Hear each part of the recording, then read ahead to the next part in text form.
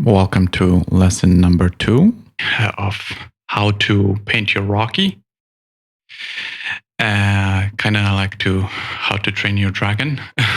It's kind of similar, but way easier. I'm gonna show you how to prime, how to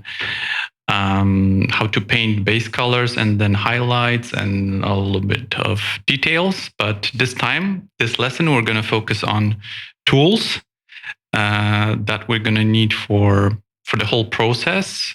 The whole painting takes maybe a little bit less than an hour, maybe 45 minutes. Depends on your skills and your brush techniques. Really, no skills needed. So don't worry. We're gonna take it easy. That's how it looks straight from the factory, from JLC resin 3D print, from random resin. I think it's really great. You can see all the details, all the marks, those holes, I don't know how to call them. Everything is there. It's like basically Rocky from the movie with all the details. The only thing I don't like is this joint. And I think I'm gonna, for my model that I'm gonna keep, I'm gonna cover that with epoxy, two ingredient epoxy before painting. And then I'm gonna prime it, and that's it. I think this statue was converted from the action figure that can move all the joints. That's why you have those gaps here. For the other models, I'm not going to do it because I'm going to give it away. That was the whole point, remember, from the lesson number 1, how to order Rocky from 3D printing company. And then this version is after priming. First, I put a black primer, then sprayed gray primer. That's how you get natural shadows. And then we're gonna do this version, and with all the details, all the steps, I'm gonna show you step by step, like really small steps. This course has 9 lessons, so we're gonna really take it easy and go through all the levels. Remember the highlights, the edges. I'm gonna show it maybe closer. Those edges. There's also that one simple technique that I'm gonna show you when I'm gonna talk about edge highlighting or dry brushing. It's more exact name. We're gonna need a mat for something to cover your desk, your table, wherever you're painting. So that's the simple self-healing hobby mat.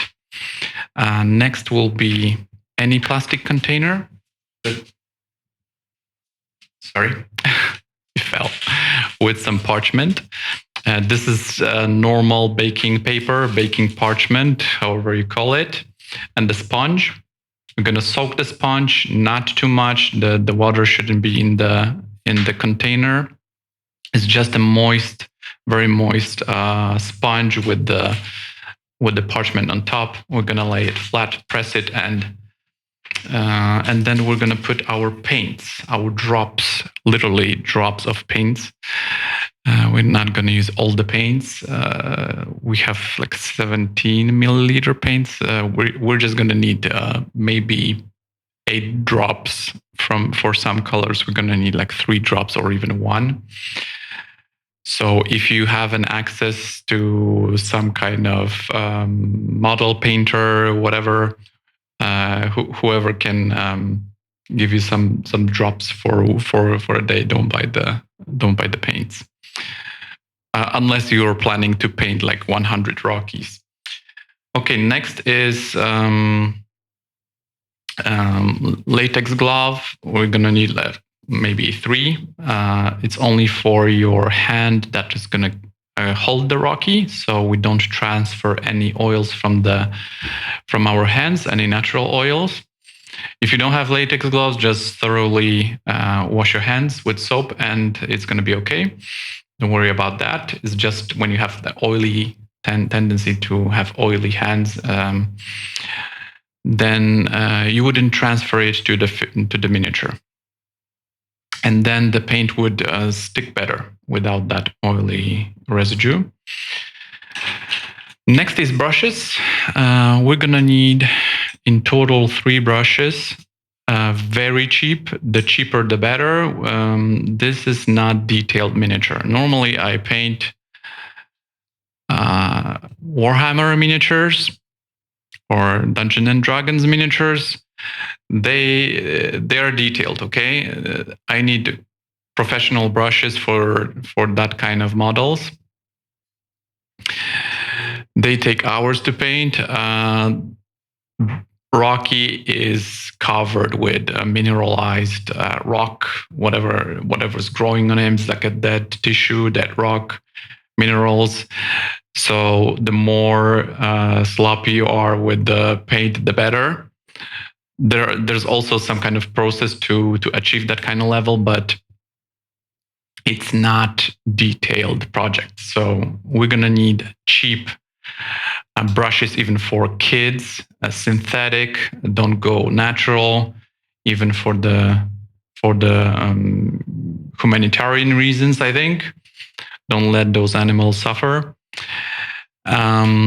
First brush. This is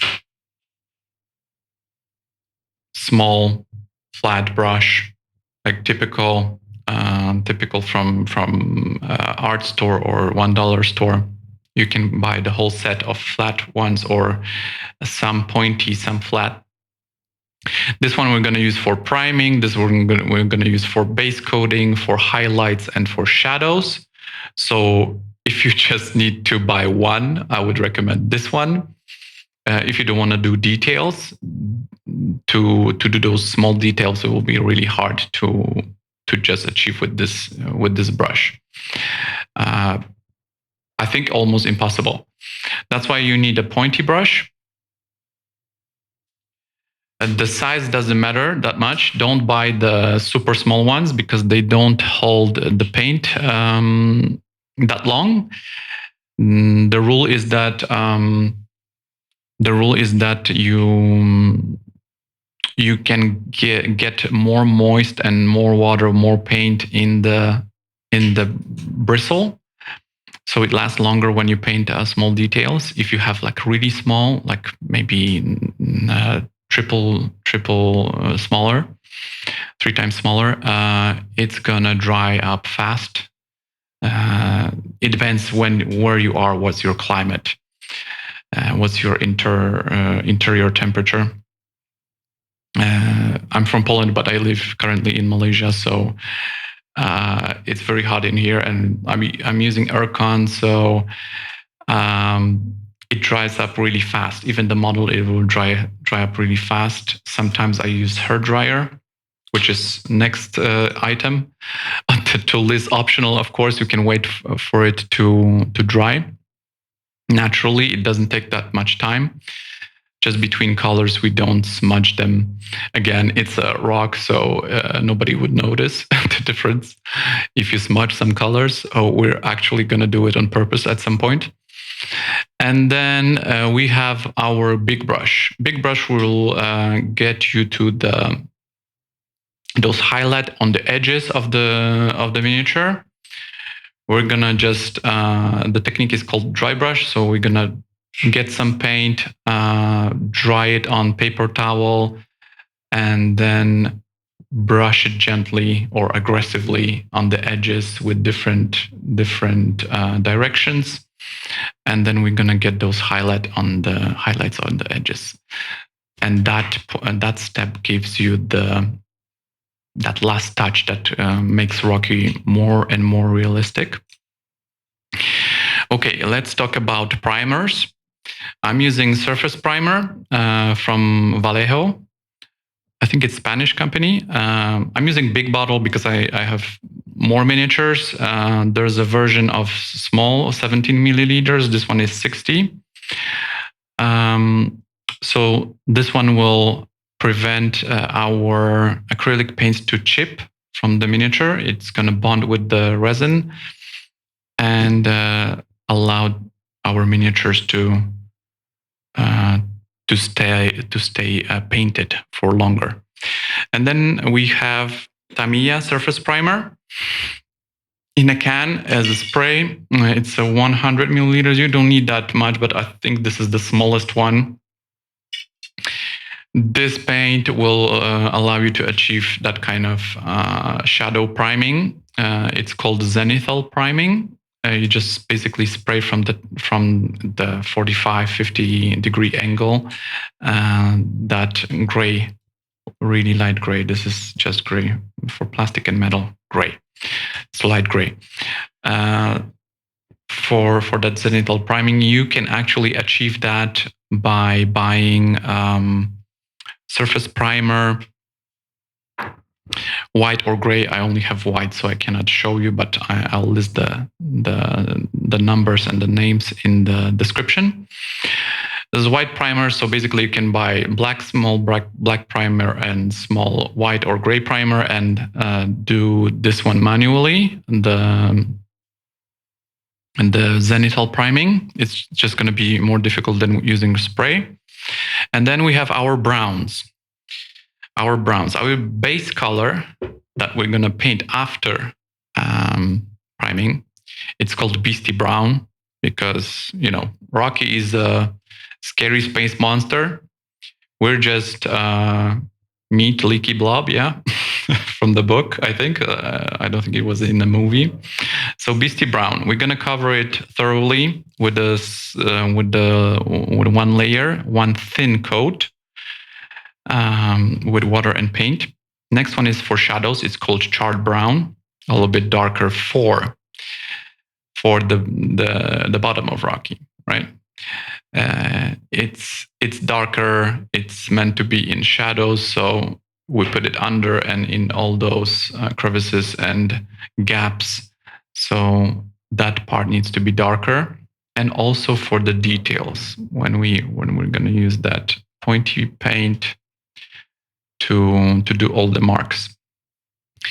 So that's charred brown. And for highlights, for the brighter colors, you can see it's more yellowish, more warmer. It's called leather brown.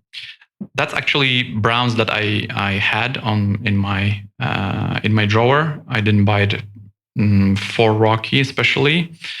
If you know better browns, better set, then of course you can use it. Vallejo has a full range of browns, even as a set. If you want to go for it, then you should. I think you can achieve even better result. Next one is for highlights, for that dry brushing with the big brush.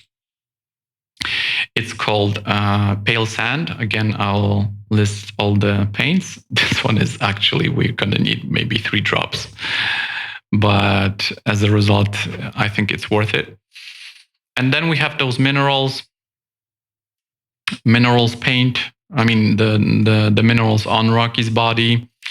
I use jade green and light green. I think light green is closer to the movie's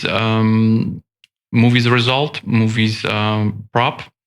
Jade green gave that extra brightness. To me, it's okay, but maybe you can stick to the light green if you want to stick to closer to the movie prop. And then varnish. I used satin varnish on that mineral. It's not necessary. I think it's too shiny, even though it's not glossy. It's just satin. To be fair, the movie prop is more matte, so maybe you can use matte varnish. I have satin varnish, so I'm not going to prime. I'm not going to coat the miniature in satin because the rock is matte. So you would actually need matte varnish, which I don't have. I'm not going to use it because this is a statue. It's supposed to be on the on the shelf. But if you paint action figure, then I highly recommend using matte varnish to cover it and protect it. It's going to protect your acrylics paints from handling, especially when you give it to kids. It doesn't prevent from scratching. Okay, it's just normal handling, like board games, like during board games. You're also gonna need a light, which is giving you this light. White light is perfect because then you can see actual colors. Warm light would affect the colors on your figure. Again, something cheap for primer. We're not going to use wet palette. A wet palette is only for acrylics. So for priming, I'm going to use just a lid from some kind of jar, plastic lid. I already talked about glove, and you're also going to need some kind of water dropper. A water dropper, I use some kind of serum bottle, upcycle, recycle, whatever, from my wife. And if you don't have, you can just buy a simple syringe at the pharmacy. It's going to be the same. You just need to mix your paints with water, which a lot of people don't do. And it's a huge mistake because then if you don't water down your acrylics, if you don't use miniature painting acrylics, you use normal paints from art store. Let's talk about that. The differences between miniature painting acrylics and craft acrylics. Craft acrylics have bigger chunks of pigment of the paint because the paint is built like it's a dust of the pigment of the color mixed with acrylic gel or some kind of goo, acrylic goo that keeps the pigment together, the pigment powder. So for miniature paintings, that dust is very fine, so it doesn't cover the details of the miniature. For art store, when you put acrylic on canvas, and normally those acrylics come with the bigger tubes, they're cheaper or same price for that kind of bottle. They have bigger pigment. So just with one layer, you can cover all the details. That's why those miniatures, sometimes people post those miniatures, they of course they don't know. And I'm happy for them that they painted their own Rocky this way. But you should actually use miniature paints. Any brand is okay, actually. I'm using Vallejo because it's the best colors I found for my miniatures. There's Citadel, there's Army Painter, there's so many brands. You can go cheaper. It just has to be paint for miniatures. You're also going to need optional. You're going to need a hairdryer. Light I mentioned. You can also sit next to the window on a bright day. Just maybe not direct light, so it's not too sharp. So you can see like a smooth shadows, not sharp shadows. And what else? Let's just start priming, and next part we'll see what comes up. Thanks.